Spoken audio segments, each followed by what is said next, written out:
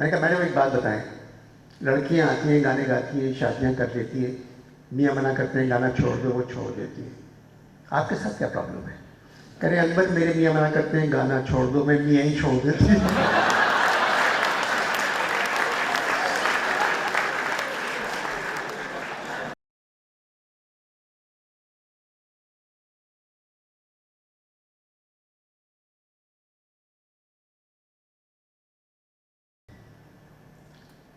अब इस वक्त जो पाकिस्तान में 4 लोग मशहूर हैं,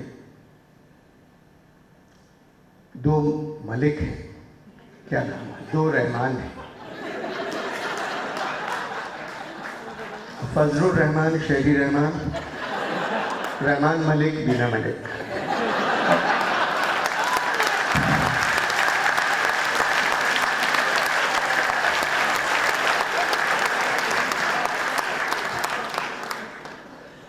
चले ना, शेरी मेरे ख्याल में हमारी बहुत अच्छी सफ़ीर रहेंगी, पढ़ी लिखी हैं, बात कर सकती हैं, बहुत कुछ जानती हैं। और वीना मलिक का जहाँ तक हर जगह चर्चा हो रहा है, उनकी अपनी ज़ात है। बकौल उन्होंने इंटरव्यू में जो कहा, मुझे बुरा नहीं लगा वो, कि बात यह है कि इंसान तो पहले ही नंगा होता है, तो अगर क्या बुराई है इसमें, मगर वो उनका ज़ात का ताल्लुक़ है, इससे हमें कोई ताल्लुक़ नहीं।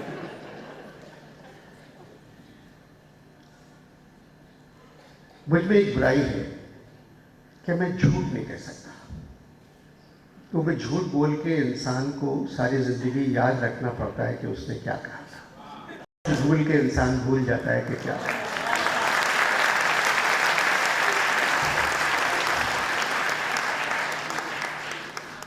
नवाज शरीफ साहब का दौर था, इन्होंने मुझे बुलाया इस्लामाबाद 14 अगस्त को और कहा कि आप सारे जो पार्लियामेंटेरियंस हैं इनके सामने कुछ प्रोग्राम करते हैं।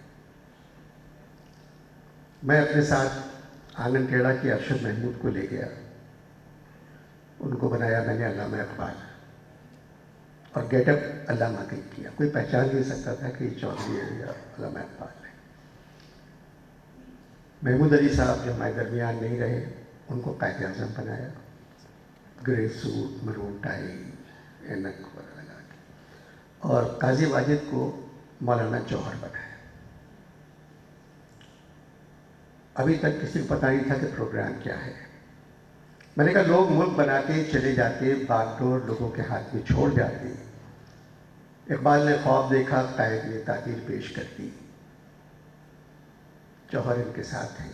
इन तीनों ने कहा कि 14 अगस्त को तकरीबात देखने के लिए हम पाकिस्तान जाएंगे। जोश मलियाबादी ने तीनों से कहा तुम लोग सूडान चले जाओ, पाकिस्तान मत जाओ, क्योंकि तुमने जो पाकिस्तान सोचा था वो नहीं। तो जौहर ने कहा कि जोश तो ऐसी बातें करते, हम पाकिस्तान चले। 11 अगस्त को वो कराची पहुँचे तीनों, और 15 अगस्त को वो वापस जा रहे हैं।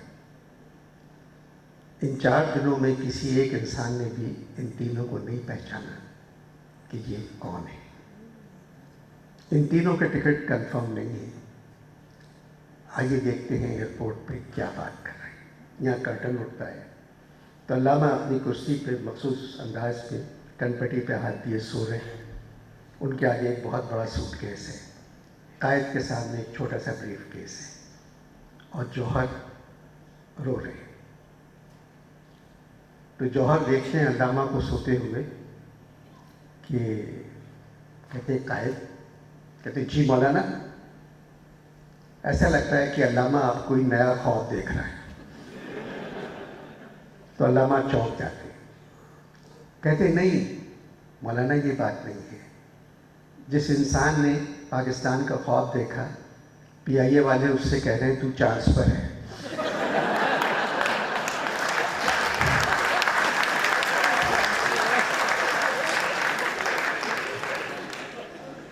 कायद ने कहा चांस पर तो हम तीनों हैं अल्लामा, क्योंकि हमारे टिकट कंफर्म नहीं है।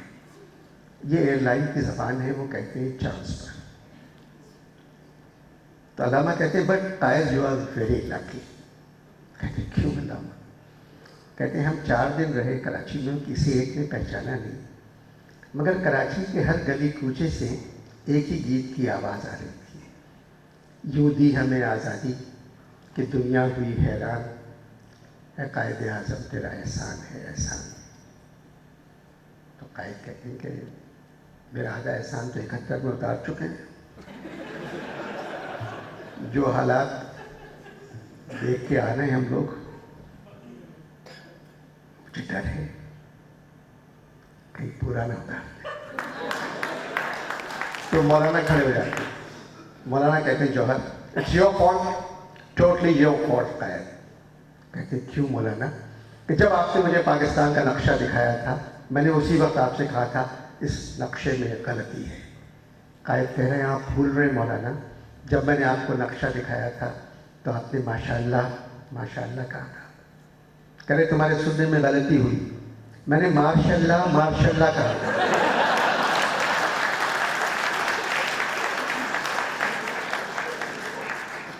क्योंकि ओरिजिनल नक्शे में काफ़ी गुंजाइश थी इसकी। अल्लामा कहते हैं कि अब तो रीजनल रह गया, ओरिजिनल की क्या बात करते हो। PIA का अनाउंसमेंट होता है कि जहाज़ जाने के लिए तैयार है, मुसाफिरों से दरख्वास्त है कि दस्ती सामान की चेकिंग के लिए जहाज़ पर तशरीफ ले जाएं। तो अल्लाह मौलाना कहते हैं कि आए हालात तो बेहतर हो रहे हैं। कहते कि क्यों? कह रहे अभी खातून ने कहा दस्ती सामान की चेकिंग, दस्ती बम नहीं कहा। कहते मैंने तो कुछ भी नहीं किया इस मुल्क के लिए, अल्लामा तुमने ख्वाब देखा और कायद तुमने ताबीर पेश कर दी, मगर कैसी कौम छोड़ के गए हो, किसी एक आदमी ने भी नहीं पहचाना। कायद कहते कोई बात नहीं, होता है, कौमों के साथ होता है कि वो अपने रहनुमाओं को भूल जाते हैं, मगर मैंने नौजवानों की आँखों में, उनकी पेशानी पे रोशनी और मुस्कुराहट देखी है, जो अल्लामा तुम्हारे ख्वाब की ताबीरी पेश करेंगे और मेरी मेहनत का सिला भी देंगे, क्योंकि इतने अच्छे नौजवान मैंने और किसी मुल्क में नहीं देखे। एक जहानत है उनके चेहरों पर। तो अल्लामा मौलाना पूछते हैं कि सामान कितना है कायद? तो कायद के साथ छोटा सा ब्रीफ केस है। कहते हैं कि मौलाना जब पाकिस्तान आया था तो पाकिस्तान का नक्शा साथ लाया था, सूटकेस लाना पड़ा, वापस जा रहा हूँ नक्शा ब्रीफ केस में आ गया, सूटकेस मैंने इस्लामाबाद में छोड़ दिया। अल्लामा के साथ बहुत बड़ा सूटकेस है। मौलाना कहते हैं अल्लामा आपके साथ बहुत बड़ा सूटकेस है, क्या सुबह पैक कर लिया? कहते हैं नहीं मौलाना, इसमें मैंने खुद ही को पैक किया है।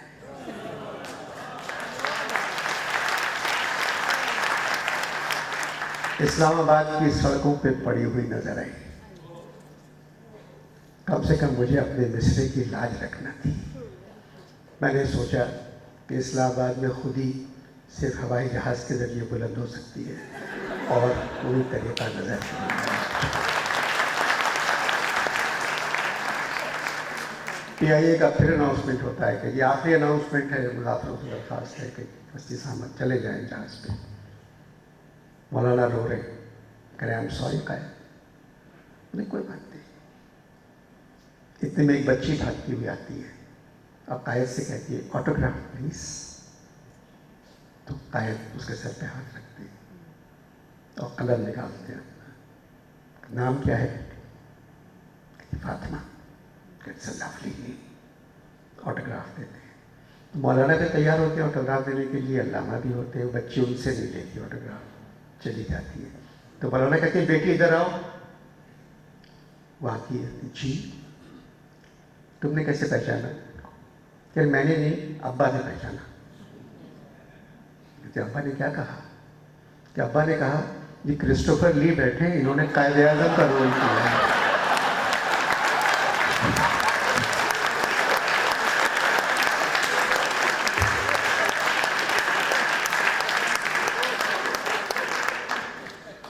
बहुत सी बातें मुझे करना पड़ती हैं, मगर इंशाल्लाह एक रोशनी रुपैली किरण तो है, वो आएगी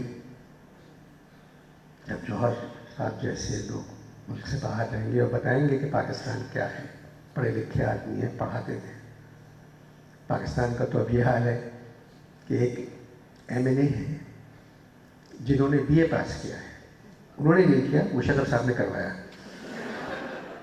और बीए पास किया है, उनके सब्जेक्ट्स हैं केमिस्ट्री और फिजिक्स।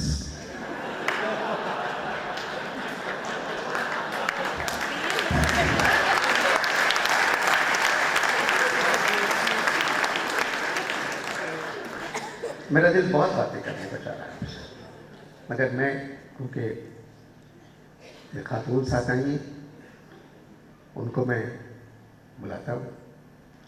और फैज़ साहब का जश्न भी है, 100 साल हो गए फैज़ साहब को, बहुत बड़े शायर, बहुत बड़े इंसान, और एक नई शायरी। जिगर साहब अस्कर गौंडवी के बाद शायरी जो थी वो बहुत ऊंची शायरी थी। फैज़ साहब ने शायरी को हर इंसान के लिए कर दिया, पोस्टमैन, टांगे वाले, तरकारी बेचने वाले, अखबार बेचने वाले, फूल बेचने वाले, परेशान लोग। जिस तरह मेहदी हसन साहब ने मोबाइल की घंटी अपनी बंद की,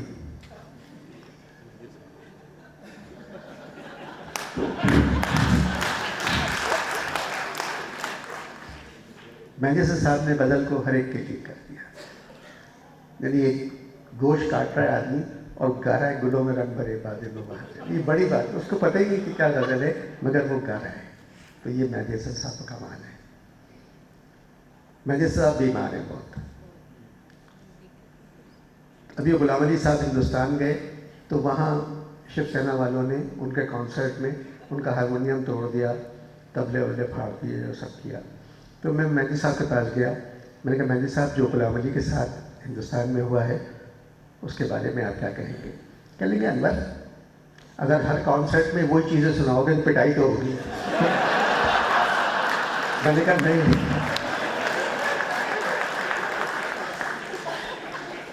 मैडम नूरजहां मेरी बहुत दोस्त, 4 मरतबा टेलीविज़न पे आई और चारों मरतबा मेरे ही प्रोग्राम में आई। सिल्वर जुबली में मेरी गेस्ट थी। मैंने कहा मैडम एक बात बताएं, लड़कियां आती हैं, गाने गाती हैं, शादियां कर लेती हैं, मियाँ मना करते हैं गाना छोड़ दो, वो छोड़ देती है, आपके साथ क्या प्रॉब्लम है? कह रहे अनवर मेरे मियाँ मना करते हैं गाना छोड़ दो, मैं मियाँ ही छोड़ देती हूँ।